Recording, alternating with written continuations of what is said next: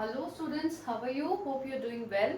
Students, तो हमने जो लास्ट टॉपिक इंग्लिश का किया था वो पार्ट्स ऑफ स्पीच चल रहे थे, जिनमें हमने सिर्फ अभी नाउन किए थे। नाउन के साथ मैंने आपको कुछ एक्सरसाइज भी पोस्ट की थी, जिसमें मैंने उसके आपको नोट्स प्रोवाइड किए थे। उसके साथ साथ आपको कुछ exercise based fill in the blanks थे, तो वो आप लोगों को प्रैक्टिस करने थे। आज हमारा सेकेंड टॉपिक रहेगा प्रोनाउन। टॉपिक छोटा है लेकिन बहुत ज्यादा इंपॉर्टेंट है, तो अच्छे से समझना। पहले प्रोनाउन होता क्या है।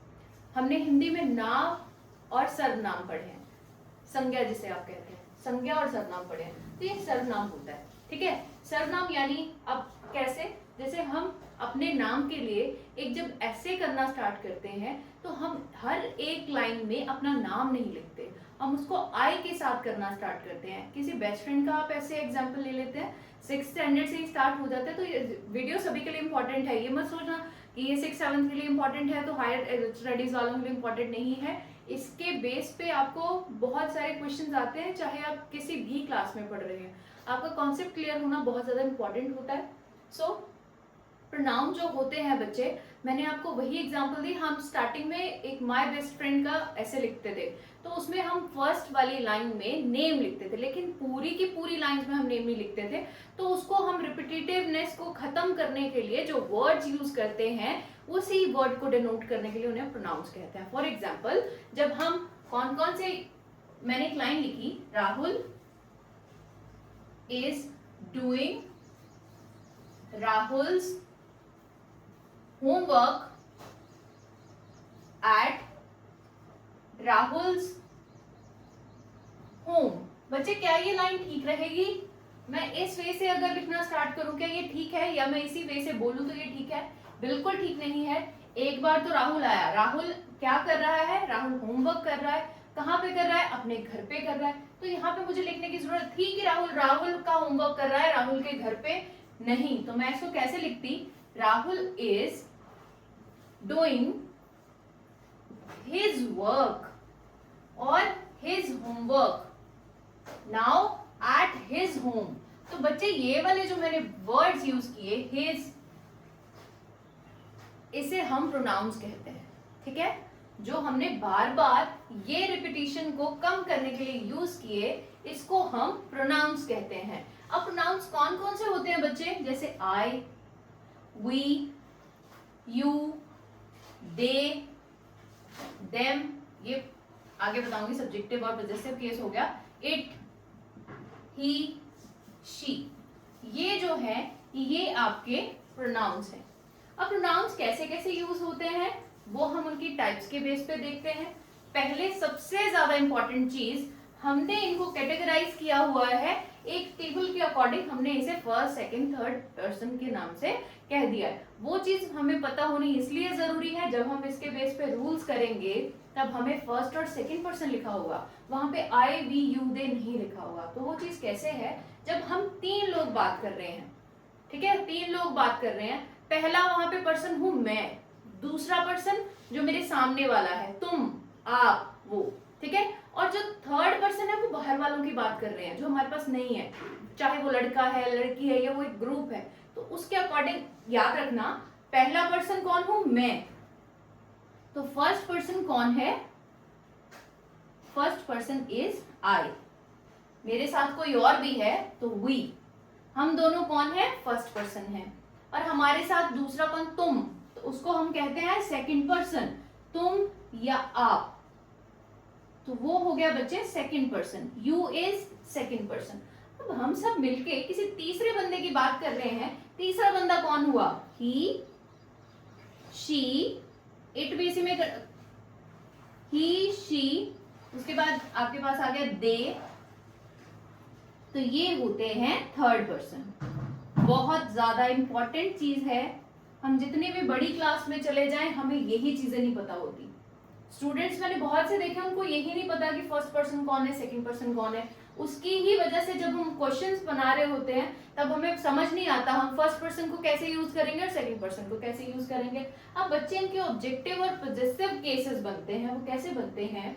ऑब्जेक्टिव केस क्या होता है कि जब मैं इसको ऑब्जेक्ट की तरह यूज करूं, लाइन खत्म होने पे यूज करूं, तो मैं ऑब्जेक्टिव केस में इसको कैसे यूज कर सकती हूँ? तो हम आई को एंड करते हैं मी के साथ, we, are, you, your, he, she, they. He को हम करेंगे हिम के साथ, हिज, उसका, ठीक है, him, her, their, I, me, they, them, ठीक है,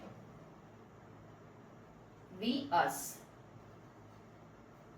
आई, me, we, us, you, your, he, she, him, her, them.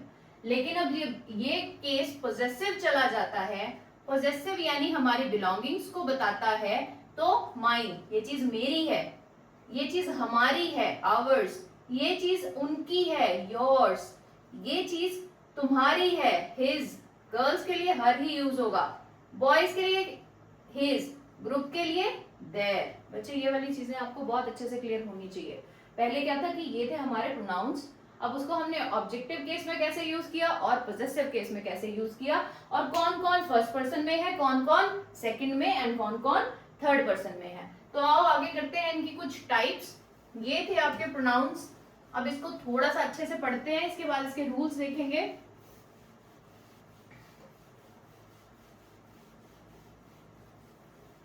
अब जो प्रोनाउंस हैं इनकी कुछ टाइप्स है।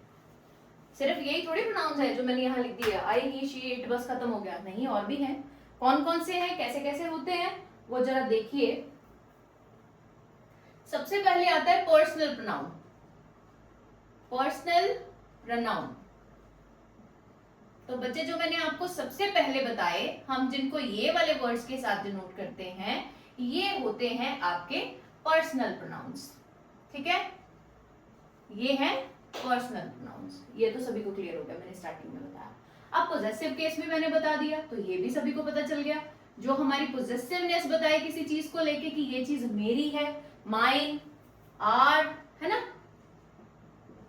ये वाले वर्ड्स जो आपके हो गए। हिज, ये चीज किसकी है, हर, आर्स, या फिर देयर, किसको बिलोंग करती है, किसी को बिलोंग करती है, वो हमारा टाइप होता है पोजेसिव प्रोनाउंस। इसके बाद बच्चे आते हैं डिस्ट्रीब्यूटिव प्रोनाउंस। डिस्ट्रीब्यूटिव प्रोनाउंस जो कि काफी में से एक को बताता है, एक ग्रुप में से एक को बताता है, जैसे नाइदर, आइदर, ठीक है, ऐसे वाले वर्ड्स ये डिस्ट्रीब्यूटिव होते हैं। अब रिफ्लेक्सिव प्रोनाउंस कौन होते हैं, ये मैंने जब आपको सेंटेंस फॉर्मेशन बताई थी तब मैंने उसमें बताया था कि रिफ्लेक्सिव प्रोनाउंस कौन होते हैं। रिफ्लेक्सिव प्रोनाउन जो कि हमारे पर्सनल प्रोनाउंस को ही आगे रिफ्लेक्ट करते हैं, दीज आर रिफ्लेक्सिव प्रोनाउंस, ठीक है। तो इसमें रिफ्लेक्शन में हम क्या बताते हैं, जैसे माई सेल्फ, हिमसेल्फ, ये सेल्फ वाले जो वर्ड्स हैं ये रिफ्लेक्सिव प्रोनाउंस में आते हैं, ठीक है। और इसके बाद इंटेरोगेटिव प्रोनाउंस कौन कौन से होते हैं। इंटेरोगेटिव में तो यूज करते हो ना, क्वेश्चन कहते हो, व्हाट यूज करते हो, विच यूज करते हो, हाउ यूज करते हो, whom यूज करते हो, तो ये कौन से होते हैं, ये होते हैं इंटेरोगेटिव, जहां पे हम किसी से क्वेश्चन पूछ रहे होते हैं। उसके बाद आता है एक्सक्लामेटरी, ये मैंने आपको वर्ड पहले भी एक्सप्लेन किया हुआ है।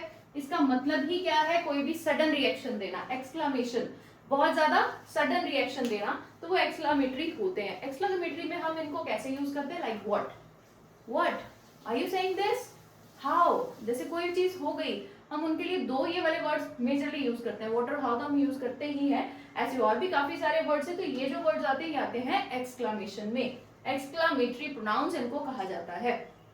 बच्चे उसके बाद जैसे इंडेफिनेट भी आता है, तो उसमें आपके पास समवन, हमें नहीं पता किसकी बात कर रहे हैं, समवन, एनीवन, ठीक है, ये वाले आपके वर्ड्स आते हैं, तो ये आपको थोड़ी सी चीज पता होनी चाहिए। अब इसके बाद हम करेंगे इसके रूल्स के बेस पे एग्जाम्पल्स के साथ रूल समझेंगे, डायरेक्ट रूल ही बताऊंगी, एग्जाम्पल्स लिखूंगी देन रूल समझ आएगा, ठीक है। तो आओ फिर वो स्टार्ट करते हैं। स्टूडेंट्स करते हैं rules with help of examples. सबसे पहले इट आपका प्रोनाउन है, हमने पीछे पढ़े जितने भी उनमें से हमने इट नहीं पढ़ा, तो इट कैसे यूज होता है बच्चे, जहां पे भी अगर वेदर की बात की गई है, टेम्परेचर की बात की गई है, या फिर किसी सीजन की बात की है, टाइम की बात की है, तब वहां पे हम इट यूज करते हैं। Like it is raining today, इसको ही इज रेनिंग टुडे तो नहीं बोलेंगे। अगर वहां पे नॉन लिविंग थिंग्स आते हैं तब भी हम उसको ही और शी कुछ नहीं बोल सकते, हम उसके लिए इट यूज करते हैं। Like it is 43 degree Celsius today. अब यहाँ पे मैंने टेम्परेचर की बात की, तो टेम्परेचर ही शी इट थोड़ी है, टेम्परेचर सॉरी ही शी थोड़ी है, इट है। अब इसके बाद यहाँ पे देखो ये कैसा केस है, यहाँ पे लिखा हुआ है it is her who bought a new book. क्या ये ठीक है? नहीं। इट इज शी, यहाँ पे हमेशा ऐसे वाले केसेस में सब्जेक्टिव केस यूज होगा। It is she who bought the book, it is I who is responsible for that mistake, ये ठीक है। It is I who is responsible for the mistake. अगर मैंने यहां लिखा होता इट इज मी, तो मी नहीं आएगा, क्योंकि हमें यहाँ पे सब्जेक्टिव केस चाहिए। सब्जेक्ट में कौन यूज होता है? आई यूज होता है। सब्जेक्ट में शी यूज होता है। क्या मैं सब्जेक्ट में डायरेक्ट हर यूज कर सकती हूँ? I am going to the market, me is going to the market, no. तो ऑब्जेक्टिव और सब्जेक्टिव केस ऐसे समझने हैं। उसके बाद जब हम बात करते हैं ऐसे वाले सेंटेंसेस की, इसी के साथ we won the match and we were awarded for it. अब इट को जरूरी नहीं है हम सभी केसेस में सब्जेक्ट की तरह यूज करते हैं।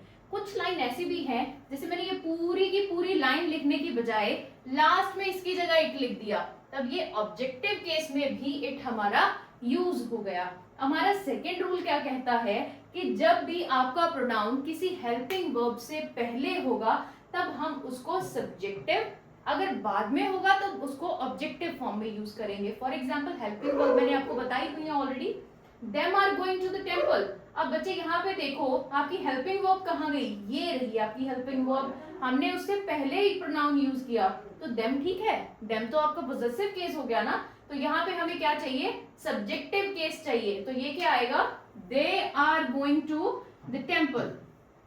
सिमिलरली बाद का केस देख लेते हैं, यू पुनिश्ड हिज, सेंस बन रही है यू पुनिश्ड हिज, नहीं, तो यहाँ पे हमें ऑब्जेक्टिव केस चाहिए, यू पुनिश्ड हिम। ठीक है।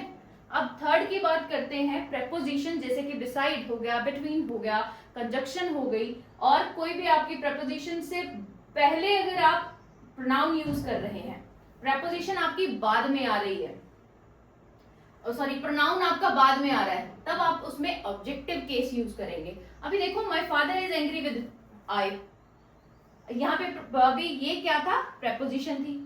प्रेपोजिशन के बाद कौन आ रहा है? प्रोनाउन आ रहा है। तो मैंने अभी क्या कहा? ऑब्जेक्टिव केस आएगा, लेकिन आई तो सब्जेक्टिव केस है, तो आई यहाँ पे नहीं आएगा। My father is angry with me, not my father is angry with I. Next देखिए, यू डिस्ट्रीब्यूटेड दिस फ्रूट्स, तुमने ये फ्रूट्स डिस्ट्रीब्यूट किए बिटवीन ही एंड आई।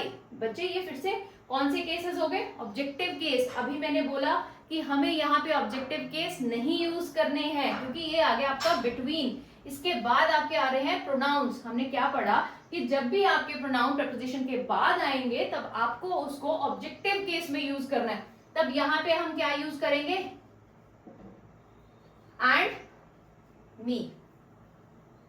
अब you and her distributed sweets बन रहा है, यू एंड हर, तो again and है, तो यहाँ पे शी आएगा।